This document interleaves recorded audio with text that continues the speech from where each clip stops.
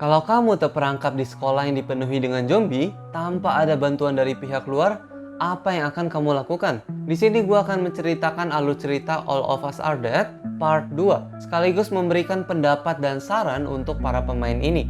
Kalian bisa nonton part satunya dulu di atas ini ya. Mari kita mulai. Di video sebelumnya, murid-murid ini berhasil menemukan Chongsan di ruang musik, tapi mereka tidak tahu bagaimana caranya ke sana.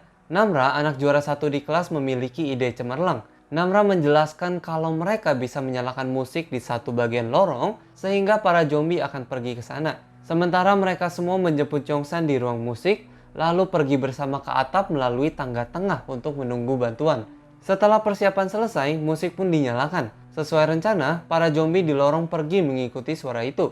Tapi ada satu masalah, ada satu zombie tepat di depan ruangan mereka tidak mengikuti suara musik. Karena tidak ada pilihan lain, murid-murid itu pun terpaksa menyelinap pelan-pelan di belakang zombie. Namun karena tegang, Jonyoung tidak sengaja menjatuhkan botol. Para murid langsung lari sementara Soo-hyuk menahan zombie hingga akhirnya Soo-hyuk hampir digigit. Untungnya dia diselamatkan oleh Guinam. Lalu Guinam ini menanyakan keberadaan Chongsan karena Guinam ingin membunuhnya. Soo-hyuk enggan memberitahu karena Chongsan adalah teman dekatnya. Mereka berdua kemudian berkelahi, tapi Soo-hyuk bukan tandingan Guinam yang telah menjadi setengah zombie. Guinam mencekik Soo-hyuk hingga tiba-tiba Namra datang menolong. Tangan Namra pun digigit dan ia dilempar ke tembok. Soo-hyuk langsung mendorong Guinam keluar jendela ketika melihat ia mau membunuh si Namra. Akhirnya, para murid berhasil sampai ke ruangan musik dan bertemu Chongsan. Tapi kini mereka terjebak di sana karena mereka menunggu Soo-hyuk dan Namra. Lebih parah lagi, mereka semua panik karena ada siswi yang sadar kalau Namra telah digigit. Terjadi perdebatan antara Chongsan dan Soo-hyuk. Soo-hyuk ini bilang kalau Namra digigit oleh Guinam, sedangkan Chongsan bilang kalau dia melihat langsung Guinam sudah digigit oleh zombie, yang berarti Namra akan jadi zombie juga. Mereka berdua bersikeras dengan argumen mereka ketika tiba-tiba Namra duduk di jendela dan bilang kalau ingin menjatuhkan diri jika dia ternyata berubah. Tidak lama kemudian terjadi hal aneh di tubuh Namra dan ia jadi lapar ingin memakan manusia. Jadi kesimpulannya adalah dia sudah tidak sepenuhnya manusia lagi. Oke, stop dulu. Sebenarnya yang jadi masalah adalah hanya satu zombie yang berada di depan ruangan siaran ini. Kalau gue di situasi ini, gue akan mengajak teman-teman yang lain untuk melemparnya keluar jendela. Seperti saat Chongsan menjatuhkan Isak. Setelah itu, mereka bisa pergi dengan aman ke ruangan musik. Karena hampir semua zombie sudah mengarah ke sumber suara. Lalu, seperti rencana Namra, mereka bisa langsung ke atap melalui tangga tengah. Mari kita lanjut ke ceritanya. Karena sadar mereka tidak bisa selamanya di ruangan musik, Onjo memberikan ide brilian agar mereka bisa pergi ke atap. Mereka membuat penghalang besar di tengah kelas dengan perlengkapan yang ada di ruangan musik dan menghubungkan video ke kamera TV, serta membuat suara yang keras dengan alat musik di sana. Ketika pintu dibuka, para zombie berlarian masuk ke ruangan sesuai dengan rencana sehingga koridor menjadi kosong. Mereka memancing para zombie dengan musik, suara, dan juga teriakan sambil menahan zombie dengan penghalang tersebut. Satu persatu murid meninggalkan kelas dan lari menuju atap. Tapi sekarang ada masalah baru. Karena pintunya ternyata terkunci. Mereka tidak tahu kalau ternyata di belakang pintu ini ada murid yang selamat. Murid penakut itu tidak mau membuka pintu. Dan dia beruntung karena melihat helikopter telah datang. Di sisi lain, murid-murid berusaha mendobrak pintu, sementara yang lain menghalau zombie yang mengejar mereka di tangga. Untungnya ada terpal yang mereka turunkan sehingga para zombie itu kesulitan mengejar mereka. Guinam tiba-tiba muncul. Chongsan dan Soo-hyuk kaget melihat Guinam ternyata masih hidup. Di atap, tim evakuasi telah tiba dan si prajurit bertanya kepada si murid, apakah ada murid lain selain kamu? Tapi murid itu mengaku kalau hanya dia yang selamat. Akhirnya mereka semua naik helikopter dan pergi. Kembali ke dalam, Guinam berusaha mengambil mata Chongsan ketika tiba-tiba Namra mencekik Guinam dan melemparnya jatuh. Namra kaget dengan kekuatan yang kini dia miliki. Murid-murid akhirnya berhasil mendobrak pintu tapi sudah terlambat. Mereka hanya bisa melihat helikopter pergi dan kini mereka tertinggal di atap. Oke, stop dulu.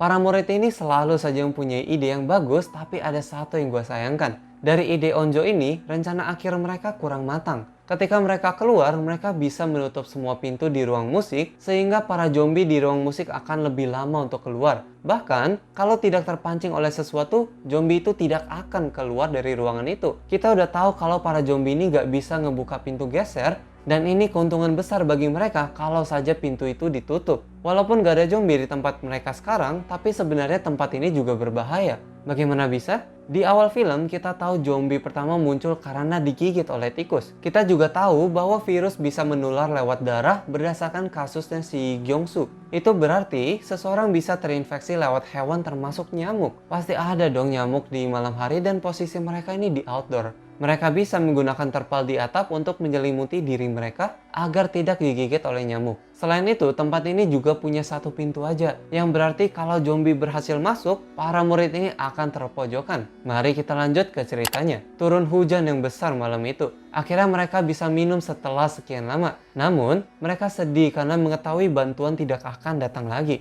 Namra yang setengah zombie ini sangat kesakitan setiap ada petir, karena pendengarannya jauh lebih tajam dari manusia. Melihat hal ini, Chongsan mengusulkan ide jenius. Para zombie akan kesulitan mendengarkan mereka saat ada petir, sehingga ini adalah peluang emas untuk meninggalkan sekolah. Meskipun berbahaya, para murid setuju dengan ide Chongsan. Mereka perlahan-lahan turun dari atap, melewati lorong sampai akhirnya keluar sekolah. Ide Chongsan berjalan dengan mulus sampai mereka tiba di truk ini. Chongsan diam mematung karena melihat ibunya yang sudah bukan manusia lagi. Teman-temannya harus menarik Chongsan karena dia tidak rela meninggalkan ibunya. Chongsan terus berteriak membuat semua zombie lari ke arah mereka. Mereka lari secepat mungkin tapi ada satu siswa yang terjatuh dan di belakangnya sudah ada zombie. Seorang siswa lari menolong ketika tiba-tiba zombie itu ditembak panah. Siswa itu akhirnya bertemu dengan kakaknya yang selama ini mencarinya di sekolah. Mereka semua lari ke ruang olahraga karena itu jalan pintas menuju gunung. Namra menyuruh mereka berhenti dan tiba-tiba kilat muncul.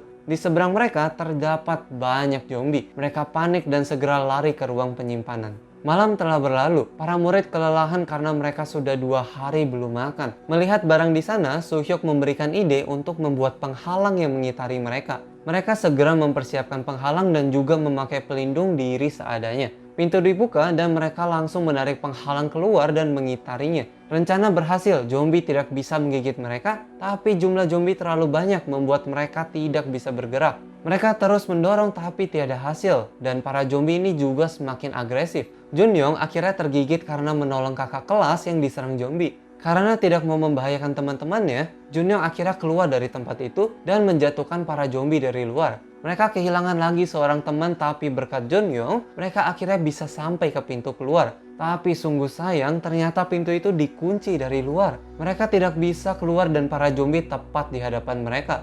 Onjo lari ingin menobrak pintu ketika tiba-tiba pintu terbuka. Onjo kaget melihat ayahnya ada di balik pintu. Oke, gua stop dulu. Gua sampai sekarang masih bingung dengan rencana ini. Kalian sadar gak sih kalau sebenarnya pintu kaca tempat mereka masuk itu juga bisa menjadi tempat pintu mereka keluar? Kenapa harus lewat pintu belakang dengan melewati banyak zombie kalau ada yang dekat? Mereka juga bisa melempar bola ke ujung yang lain biar lebih aman lagi. Karena zombie hanya mengikuti suara dan mereka akan mengikuti suara bola tersebut. Ada cukup banyak orang di sini, masing-masing lempar satu aja. Dan pasti menghasilkan suara yang berisik banget di ujung gedung sana. Mari kita lanjut ke ceritanya. Onjo langsung memeluk ayahnya. Ia sangat senang.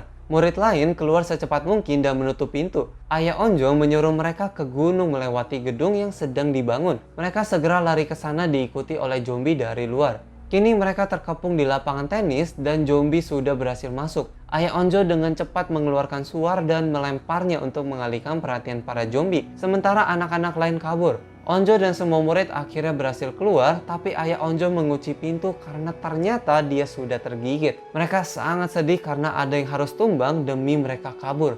Mereka akhirnya sampai ke gedung itu, tapi ternyata ada zombie juga di sana. Mereka naik dan akhirnya bersembunyi di scaffolding ini. Guinam tiba-tiba muncul. Chongsan berlari ingin memukul Guinam, tapi Guinam terlalu cepat untuknya. Guinam menahan tangan Chongsan lalu menggigitnya, yang membuat Chongsan juga sekarang terinfeksi. Melihat adanya peluang, Chongsan mendorong Guinam jatuh. Menyadari dirinya akan segera berubah, Chongsan berpamitan dengan teman-temannya. Chongsan memberikan Onjo sesuatu untuk mengenangnya dan memeluk Onjo untuk terakhir kalinya.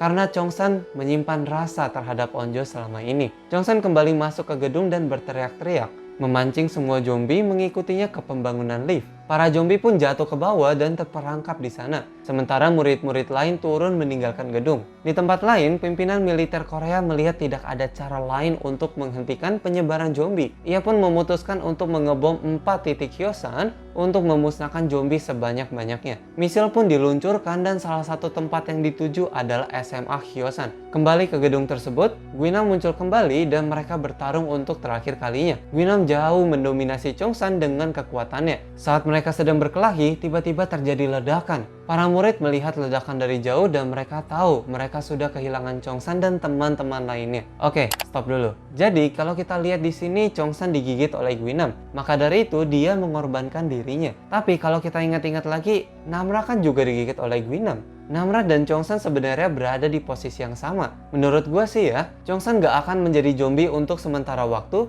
jadi dia gak perlu mengorbankan dirinya sekarang juga. Yang sebenarnya membuat gue sedih adalah Chongsan ini sangat pintar dan idenya selalu brilian. Dia juga sangat lincah menghadapi para zombie selama ini. Mari kita lanjut ke ceritanya. Para murid akhirnya berhasil sampai ke kota, tapi keadaan belum aman. Karena Namra, yang pendengarannya lebih tajam, mendengar banyak zombie menuju ke arah mereka. Mereka lari secepat mungkin, tapi ada satu murid yang terjatuh. Karena tidak bisa lari lagi, mereka bertarung untuk terakhir kalinya di sana. Para murid berhasil melawan zombie dan melanjutkan perjalanan. Namun, Namra memutuskan untuk tidak ikut dengan mereka karena dia semakin ingin memakan teman-temannya. Murid-murid lain akhirnya sampai di titik evakuasi. Mereka semua nampak sedih karena mereka bisa di sini berkat pengorbanan banyak orang. Mereka lalu dibawa untuk karantina. Satu persatu ditanyai mengenai insiden yang ada di SMA Hyosan. 3 bulan kemudian, mereka berkumpul untuk memberi hormat kepada teman-teman mereka yang telah tiada. Siswi ini melihat ada api unggun di kejauhan. Karena penasaran, mereka pergi ke tempat tersebut dan melihat ada api unggun di sana. Tiba-tiba ada seseorang yang mendekat yang ternyata adalah si Namra. Semua senang melihat Namra kembali dan kini lebih ceria dari sebelumnya. Onjo mengajak Namra untuk kembali, tapi Namra menolak karena ada yang sama seperti Namra